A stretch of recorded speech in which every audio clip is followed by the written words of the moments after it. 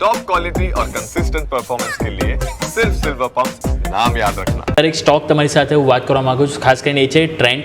અહીંયા આપણે જોઈએ તો શુક્રવારના રોજ 11% સર અહીંયાથી આપણને નફા વસૂલી જોવા મળી હતી અને સ્ટોક આજે આપણને મામૂલી 0.5% મજબૂતી જોવા મળી છે. પરંતુ એવો કોઈ ખાસ સમાચાર પણ હતા, અમુક પોઝિટિવ અમુક નેગેટિવ થોડા મિક્સ આપણને બ્રોકરેજ રિપોર્ટ પણ આવ્યા. હા, અમુક જોક્સ પણ ટ્વિટર ઉપર ચાલતા થયા હતા કે ટ્રેન્ડને 11% ડાઉન થયો કારણ કે નુવામાં ડાઉનગ્રેડ.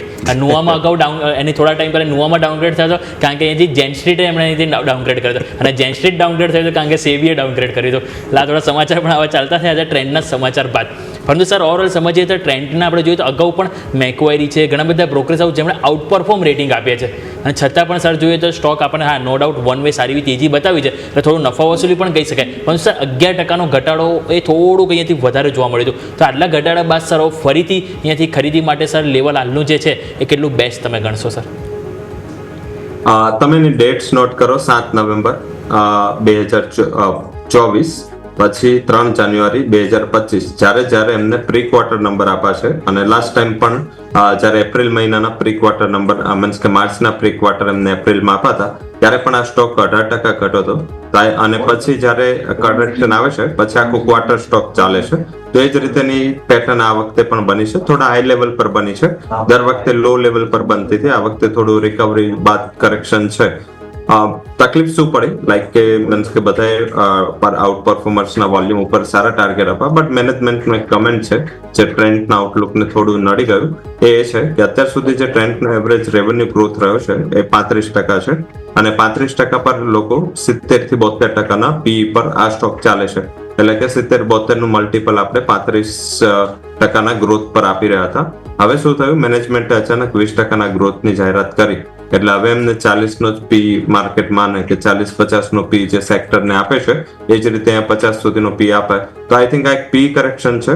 પી કરેક્શન ક્યારેય નેગેટિવ નથી હોતું. આ કરેક્શન જ્યારે કોઈ રીઝન થ્રુ, કોઈ કોર્પોરેટ ગવર્નન્સ થ્રુ, કોઈ નફાનું કંઈક ખરાબ ફેક્ટર આવે, વન ઓફ આવે તો આઈ થિંક આ બધા ફેક્ટરને હું ફંડામેન્ટલી વીક માનું છું. આ જે ફેક્ટર છે આઈ થિંક એ વેલિડ પણ છે કારણ કે આ ટાટા ગ્રુપ છે અહીંયા એક્ઝેક્રેશન ના હોય, એ લોકો બહુ કન્ઝર્વેટિવ હોય છે પોતાના ગાઈડન્સ માટે.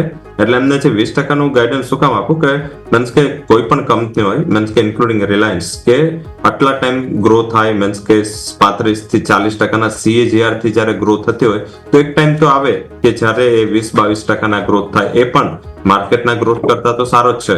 તો આઈ થિંક મને એવું દેખાઈ રહ્યું છે કે એના હિસાબે ફંડ હાઉસીસે પોતાના કોઈ મેજર ટાર્ગેટ કે આઉટલુકમાં કટ નથી કર્યું, બધાએ પોતાના ટાર્ગેટ ઇન્ટેક રાખ્યા છે. હા, જે લોકોનો શોર્ટ ટર્મ આઉટલુક હતો એ લોકોએ પોતે ડાઉનગ્રેડ કરવો હશે કે ઇન કેસ એમને સેલિંગ આમાં એવું પણ હોય છે કે લાઈક આજે હું PMS ચલાવું છું અને મને આ રીઝન નથી ગમતું ને મારે સેલ કરવું છે તો મારે એને કમ્પલસરી ડાઉનગ્રેડ કે ટાર્ગેટ કટ કરવું પડે કારણ કે આ સેબીને રેશનલ સબમિટ કરવાના હોય છે. તો આઈ થિંક એ જ એક ક્લિયર એક્શન હોઈ શકે કે જેના હિસાબે પણ ડાઉનગ્રેડ હોઈ શકે. તો બેસિકલી મને એવું દેખાઈ રહ્યું છે કે અહીંયા બોટમ બની ચૂકી છે અને થોડું એક્યુમ્યુલેશનના પદ્ધતિથી અહીંયા ખરીદારી કરવી જોઈએ કારણ કે અત્યાર સુધીની હિસ્ટ્રી છે જ્યારે જે લેવલથી સ્ટોક કરેક્ટ થયા છે પ્રી ક્વાર્ટર નંબર પછી ત્યારે રિઝલ્ટ પછી આ સ્ટોક એ ટોટલી રિકવરી કરીને એના ઉપરના લેવલ પણ એ સર કરી લેશે. તો મારા હિસાબે આ કરેક્શનને એક્યુમ્યુલેશનની એક સારી ઓપોર્ચ્યુનિટી તરીકે જોવું જોઈએ. ઓકે, સો એક્યુમ્યુલેશનની સારી ઓપોર્ચ્યુનિટી છે ઘટાડામાં. તમે લોંગ ટર્મ માટે ટ્રેન્ડ ડેફિનેટલી ખરીદી શકો છો. ક્લોઝિંગ પર નજર કરી લઈએ.